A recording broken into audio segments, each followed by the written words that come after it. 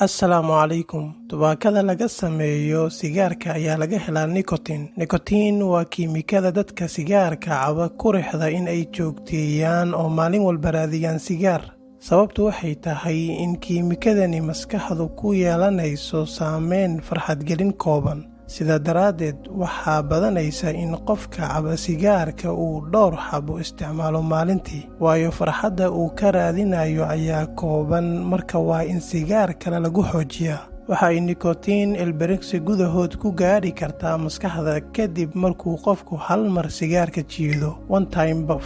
Waxay sare u qaadaysaa in maskaxda soo dayso kiimikada neurotransmitters oo mas'uul ka ah xakamaynta niyadda iyo dabeecadaha. Dadka sigaarka isticmaala xilliyada ugu badan ku kiciya inay sigaar cabaan waa xilliyada ay kafeega cabaan, xilliyada ay gaariga kaxaynayaan, xilliyada ay shaqada ka soo baxaan, xilliyada ay asxaabtooda la kulmaan. Sidaa awgeed, qofka raba in uu iska joojiyo cabidda sigaarka waa in uu aad uga fogaadaa xilliyada iyo waxyaabaha ku kicin kara. Guud ahaan, xaqiiqdu waxay tahay in sigaarku waxyeeleeyo caafimaadka, taana waa run qof walba og yahay. Xitaa dadka sigaarka caba wuxuu dhibaateeyaa sambabada, wadnaha, maskaxda iyo xubno kaloo badan. Calaamadaha lagu aqoonsado markuu qofka qabatin ku noqdo nikotiin: inuu qofka dhib ku noqdo in sigaar cabidda uu joojiyo. Hadduu qofka isku dayo inuu joojiyo, wuxuu yeelanayaa kacsanaan, baqdin, diirad la'aan, ma awoodo in uu wax dhagaysto,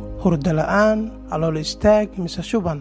Waxa uu nuglaan karaa dadka da'da yar, waayo haddii aad qof ku dhahdo goormaad bilowda sigaarka, wuxuu ku dhahayaa markaan yaraa. Dadka had iyo jeer lagu cabo sigaarka, sida carruurta waalidiintooda sigaarka caba ku dhex kora. Dadka isticmaala waxyaabaha kale laga helo nikotiin, mise tubaakada noocyadeeda kala gedisan. Dadka cadaadiska iyo walwalka badan. Haddii uu qofku sii wado cabidda sigaarka, waxaa dhici kara kansarka sambabada iyo kansarada kale aadanaha ku dhaca, wadna xanuun, macaan, xanuunada ku dhaca ilkaha iyo afka. Marka uu qofku go'aansado inuu joojiyo sigaarka, iskudayada hore waxay u badan tahay inuu guuldareysto, waayo qabatinka laga qaado nikotiinta waa mid xoog badan. Hal iskuday kuma filna. Laakiin haddii qofku uu yahay ruux go'aansaday si dhawaana u dadaala, Ilaahay tala saarto, waa hubaal inuu guulaysanayo. Waxaad kaloo u baahan tahay dhakhtar ku caawiyo oo kugu saacido hayaanka